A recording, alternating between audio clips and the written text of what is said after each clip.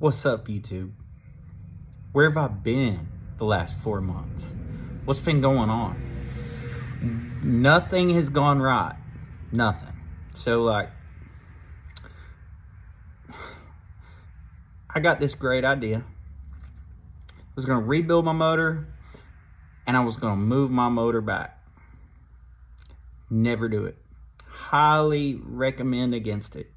Don't ever cut the firewall out of your car.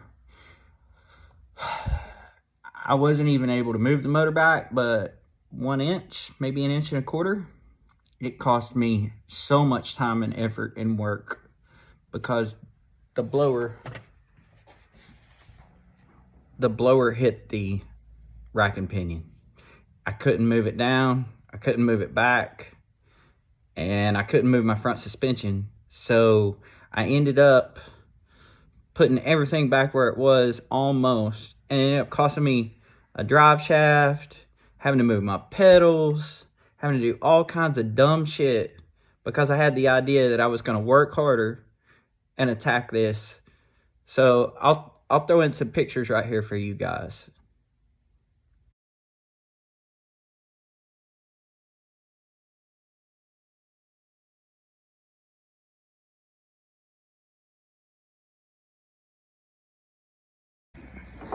Alright, now that you saw that game of whack fuck,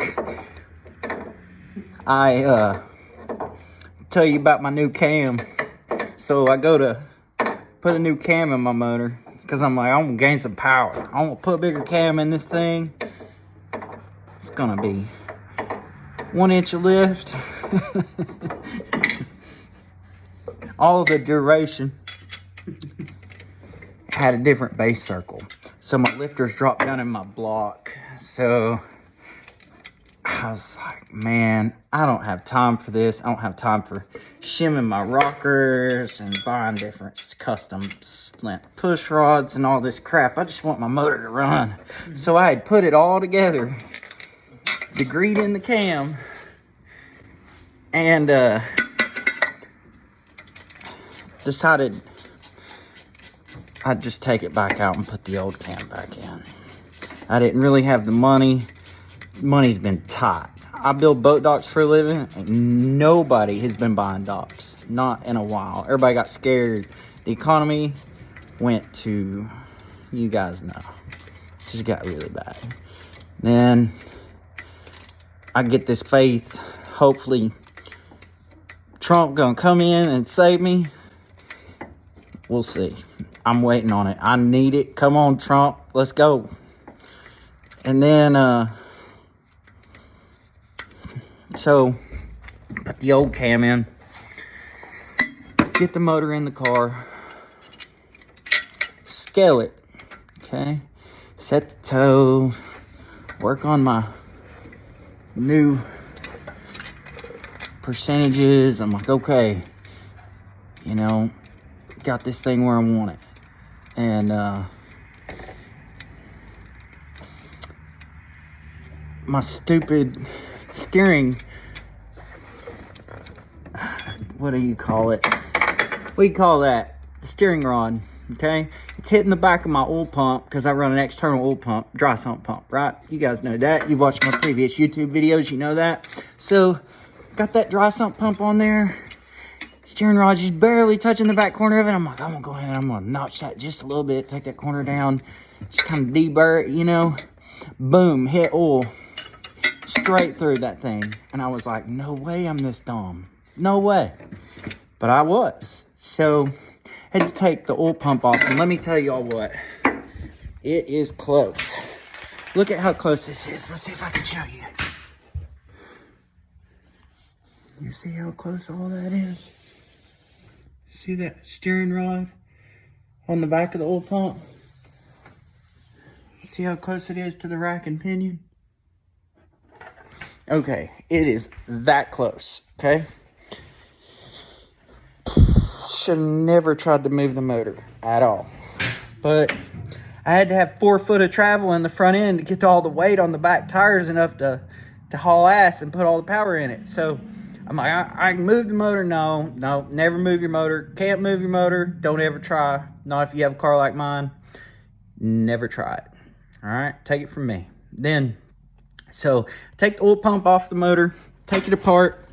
I'm like, hey, I'm going to repair this. I'm gonna weld this spot up, right? So I can't get the back cover off of it, and I was sitting there messing with it. I got the nuts loose on that thing, and it fell apart. And I'm telling you what, keyways, O-rings, stuff fell out of it everywhere. And I was like, man, this is never gonna run right again. And again, I'm poor right now because of the economy, and more than I have been in years. And I'm like, I ain't sinking any money in my race car. So I decided, I'm gonna figure it out. So I built it. I had rags from oil all over the workbench, and it's a big old mess. And it's like, man, this is I'll get it. And I put it all back together, put it in the car, spun it up. I was like, boom, I got oil pressure, I got crankcase vacuum, I got it right the first time. I got every one of those gears back in the right way, O-rings in the right way, all the keyways in right, got all the, I was proud of myself, right? You ready?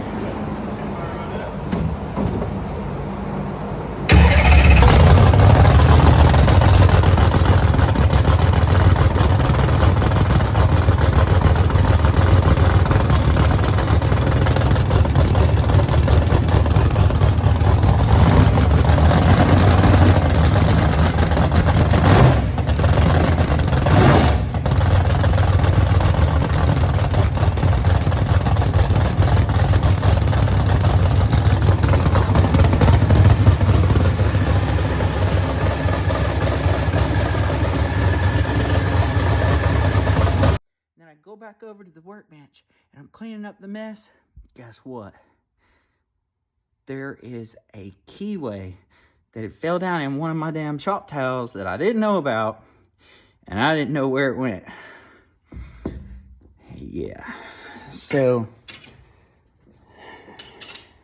I took it all back apart, found the spot it went, put it all back together again.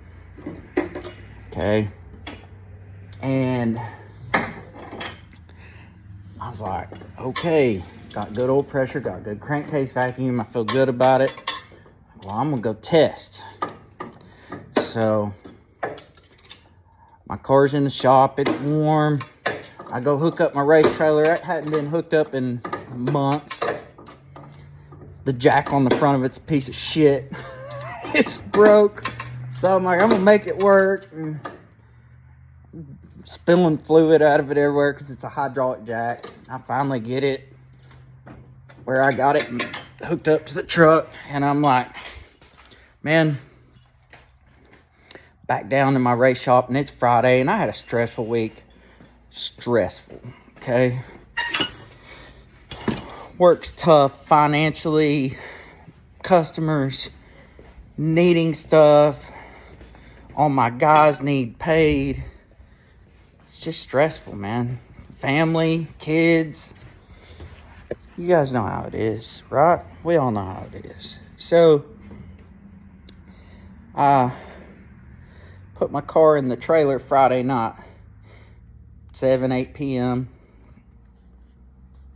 Pretty warm. My car was probably 70 degrees, okay?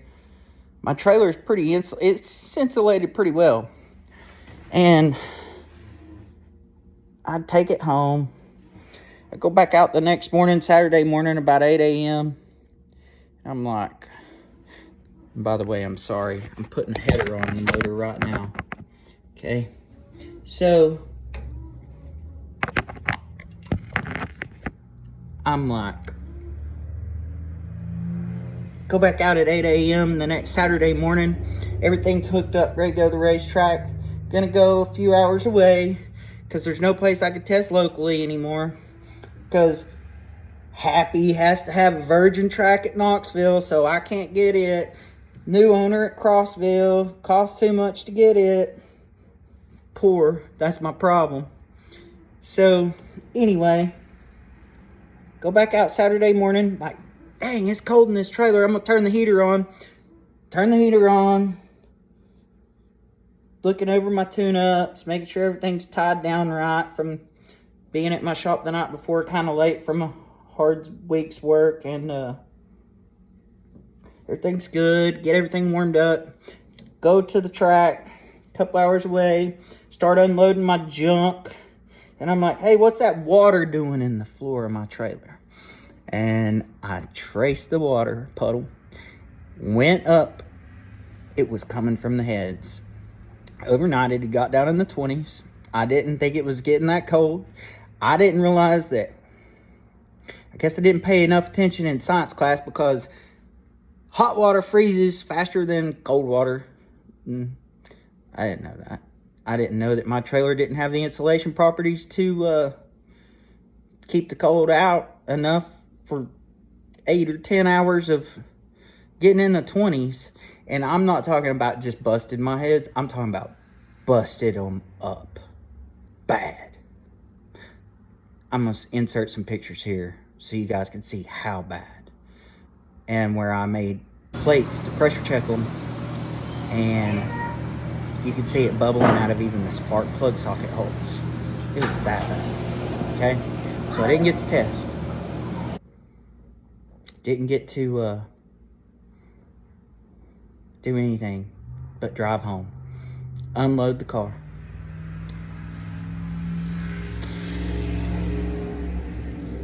take the damn motor apart.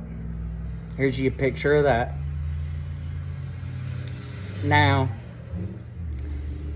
thank God for good friends. Okay, Roman Day came over because he's a great guy, and my very close friend Chris called him and said, hey, Wes is in trouble, let's go help him. And Chris had gone to the track with me and was going to help me test, you know. Me and him are real tight. So we got the heads off of it about 4 p.m. We didn't stop welding on these heads till midnight. There was so much wrong with them. So now I can't get more heads. Can't afford more heads, really. Got picked for the biggest race in the country coming up in 4 weeks. Okay? My dumb ass has fought tooth and nail against myself for months. So if you want to know where I've been, that's my story. Now what I've done is figured out that I think I've got these heads where they're going to work again. And I think I'm going to get to go test Saturday at Crossville, because Roger Norris rented the track and he put it out there, you know, 10 people, $100 a piece, whatever, something like that. Anyway, or whatever it was. I'm like, I'm in. I still haven't even broke my rings in. Hadn't tried out my car, see if it goes straight, see if the brakes work. None of that. And so I just thought I'd give you guys an update. Where I'm at, what I'm doing, how big of an idiot I am. And maybe show you some funny things. I don't know. Maybe you get a laugh out of me. Maybe you enjoy it. But thank you, Megan and Ryan, for the shout out on the YouTube channel. Appreciated that. I got some subscribers from that. Appreciate you. All y'all take care. I'll give you a video of the testing Saturday at Crossville, just a few days away. About the time this video comes out, maybe I'll be there testing, right? See you guys soon. Thanks for watching. All right, now I'm going to leave you all with this note. This is how you look when you make fun of wings. See you all in the next one.